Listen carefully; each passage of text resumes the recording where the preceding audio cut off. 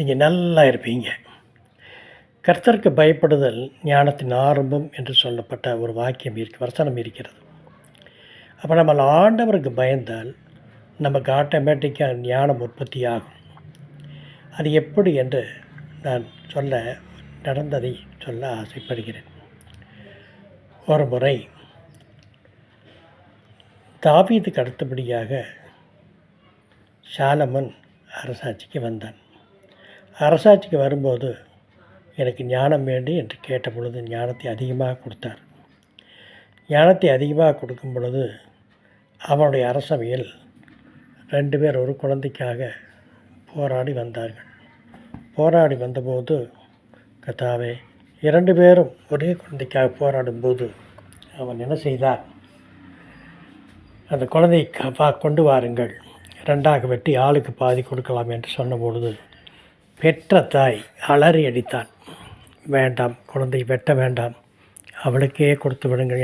என் பையன், என் குழந்தை அவகிட்ட இருந்தாலே உசுரோடு இருப்பான் என்று அழுதபடி சொன்னவுடன் உடனடியாக சொன்னான், இவள்தான் உண்மையான தாய் என்று சொன்னான். அதுபோல் நாம் இப்போது உபயோகப்படுத்துகிற அத்தனை மின்சார சாதனங்கள் யார் கண்டுபிடித்தார் என்பதை நீங்கள் கேட்டால் தாமஸ் ஆல்வா எடிசன் என்று சொல்வீர்கள். அவர் படிக்கும்போது அந்த ஸ்கூல் டீச்சர் ஒரு பேப்பரில் எழுதி உங்கள் அம்மாவிடம் கொடுத்து விடுங்கள் என்று சொல்லி பையனை ஸ்கூல்லேருந்து அனுப்பிவிட்டார்கள். அந்த பேப்பர் எழுதப்பட்டிருந்து உங்கள் பையன் எதுக்குமே லாய்க்கில்லை, இவன் நீங்கள் வீட்டோடு வச்சுக்கோங்க என்று சொன்னாள். ஆனால் அந்த தாய் ஆண்டவரை பற்றி சொல்லி சொல்லி சொல்லி படிப்பை சொல்லி சொல்லி சொல்லி வளர்த்தது நிமித்தம் அவன் பெரிய விஞ்ஞானியானான். அதுபோல்தான் ஆண்டவரை பற்றி பயந்து நடந்தால் நமக்கு ஆட்டோமேட்டிக்காக அறிவு வந்துவிடும்.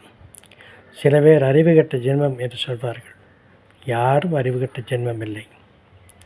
அவர்களுக்கான அறிவு அவர்களுக்கு இருக்கிறது, நமக்கு தெரிய மாட்டேங்கிறது.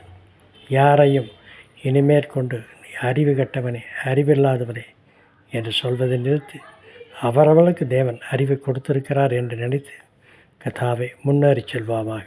நாளை சந்திப்போமா? லைக் பண்ணுங்கள், ஷேர் பண்ணுங்கள், சப்ஸ்கிரைப் பண்ணுங்கள். நாளை மீண்டும் சந்திப்போம்.